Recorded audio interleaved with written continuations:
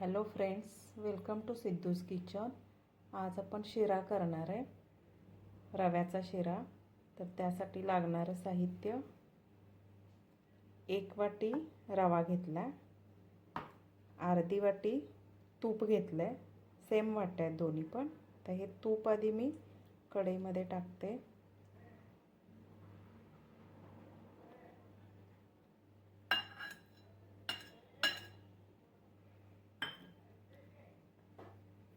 आता थोडेसे काजू आणि बदाम थोडंसं मी याच्यामध्ये फ्राय करून घेते।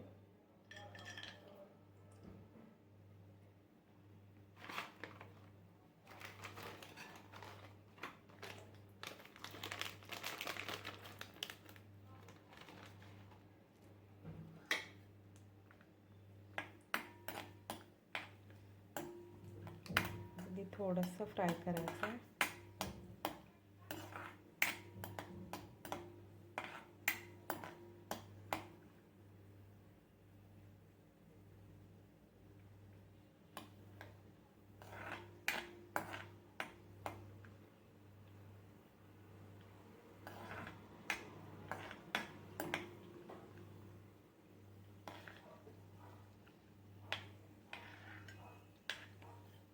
आता हे काढून घेते।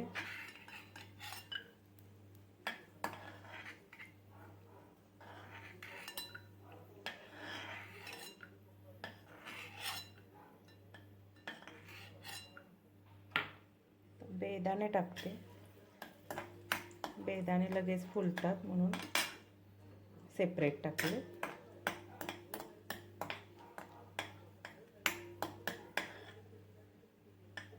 हे पण काढून घेते।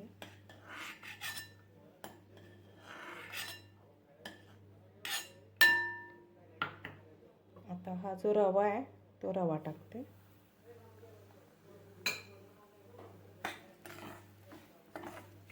आता कमी गॅसवर रवा व्यवस्थित भाजून घ्यायचा आहे।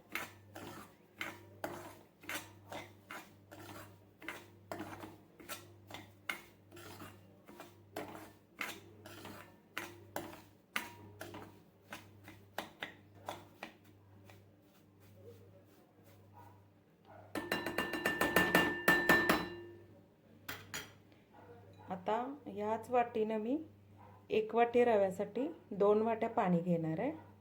पाणी गरम करायला ठेवलं।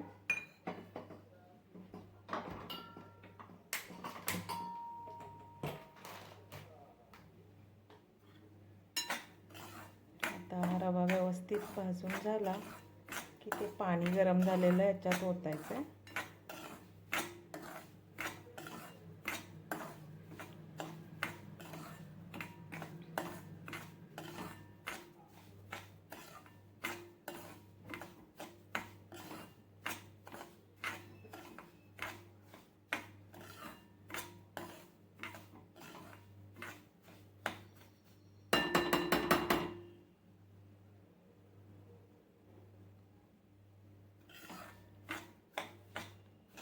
आता याचा कलर बघा, रव्याचा बदलायला लागला।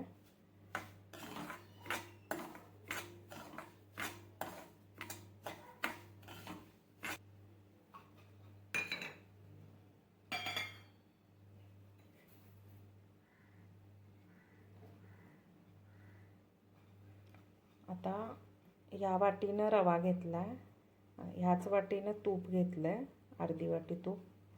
त्याच्यानंतर अर्धी वाटी साखर घ्यायची। पण साखर जर तुम्हाला प्रमाण कमी पाहिजे असेल तर तुम्ही तुमच्या आवडीनुसार घालू शकता।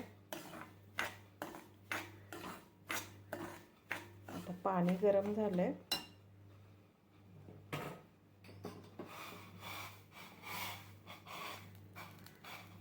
पाणी घालते।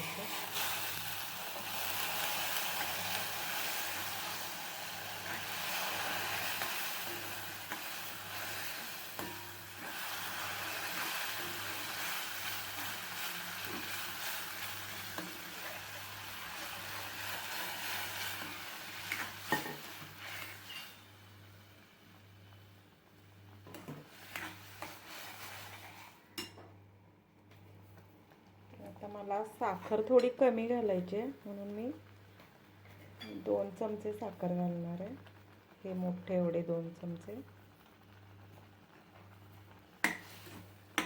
गॅस कमीच ठेवायचे. ड्रायफ्रूटचे थोडेसे तुकडे टाकले.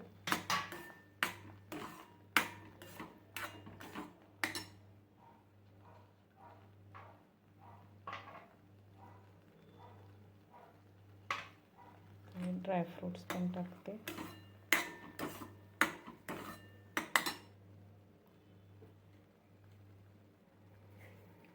साखर तुमच्या आवडीनुसार टाका. मी आणि थोडीशी टाकली. प्रमाण खरं तर हे 1 वाटी रव्यासाठी अर्धी वाटी साखर आहे. आता मिक्स करून झालंय. त्याच्यात थोडंसं मी किंचित थोडंसं मीठ टाकणार आहे. अगदी थोडंसं. हे बघा एवढंसं मीठ टाकणार आहे.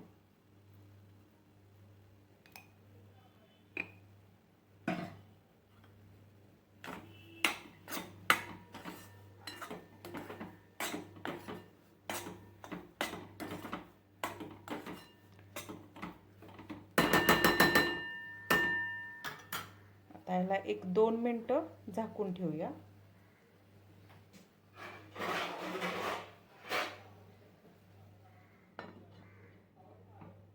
1-2च मिनटं झाकून ठेवूया. त्यानंतर आपला मस्तपैकी शिरा तयार होईल.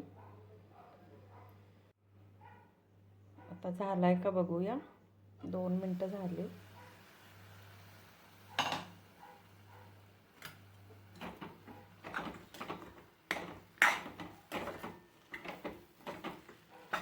बघा आपला शिरा तयार आहे.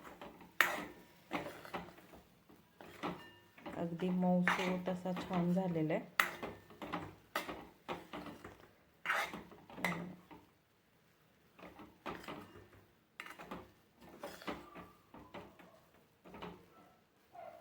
शिरा तयार आहे.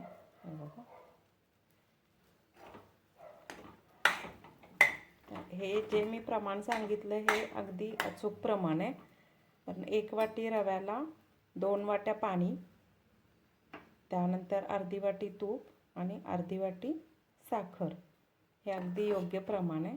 ड्रायफ्रूट्स काय तुमच्या आवडीनुसार टाकायचे, नाही टाकले तरी चालतील. आपला मऊसूत असा शिरा तयार आहे. रेसिपी आवडल्यास लाईक, शेअर आणि सबस्क्राईब करा.